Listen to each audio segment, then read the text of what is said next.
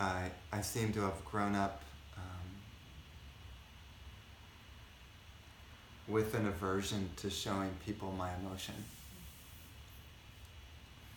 In fact, I think subconsciously I was always trying to suppress my emotion from people being able to see how I really felt. Because if they saw how I felt, then I would be sort of vulnerable to attack, maybe back, or looked down upon, or just weak, overly emotional, overly sensitive.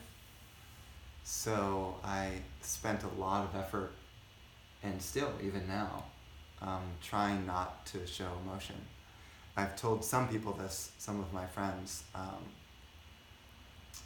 that particularly like in satsang, I wouldn't go too deeply into my emotional sense of the topic.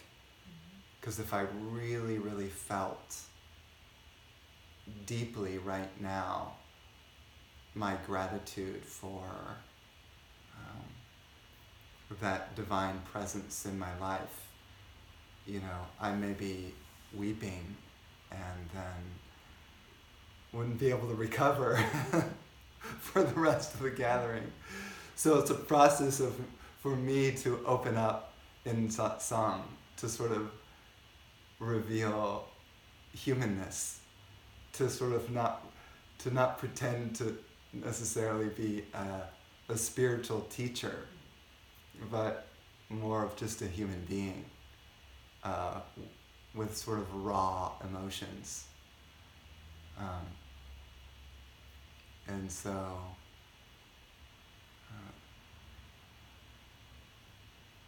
sometimes in a satsang I'll feel kind of on the edge of ready to sort of break down in this sort of emotional feeling.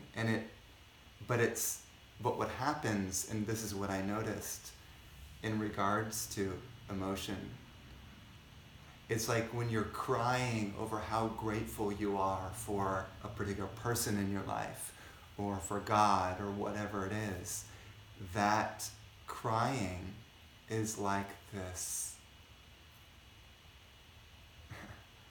It's a bridge, it's an opening into a deeper part, a deeper aspect of your heart. It's almost like you're purifying your emotions, and they're becoming more aligned with a positive vibration.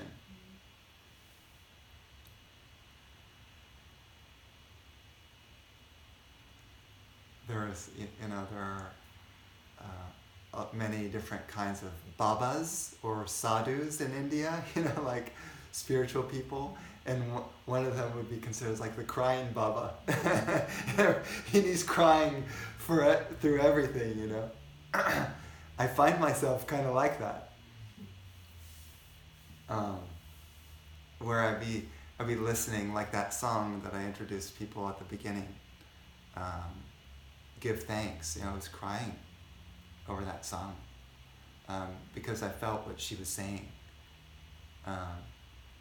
So the gratitude can lead to that sort of emotional power, and the emotional power can be a bridge to the divine.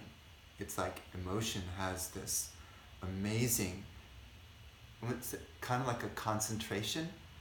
It's a different kind of concentration. It's not a thinking concentration, but it's like all of my attention and focus goes into this powerful, pointed emotion of just weeping in this beautiful love, and an emotional love.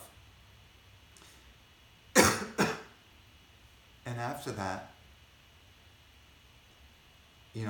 let's say the crying stops, and then I find myself floating into this presence.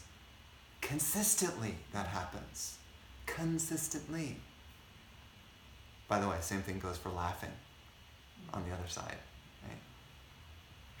Which I will do sometimes. But that sort of weeping and crying, and suddenly I just stop, and I notice how focused I am here, in the moment, and I'm here in presence, really powerfully. Nothing else seems to exist but this moment. And then, and it's usually a sort of expansive heart meditation that dawns on me and takes over my mind as well. It's really beautiful. Really beautiful. So, people ask, well, how do you meditate? So many forms of meditation. That's one. Crying meditation. Why not?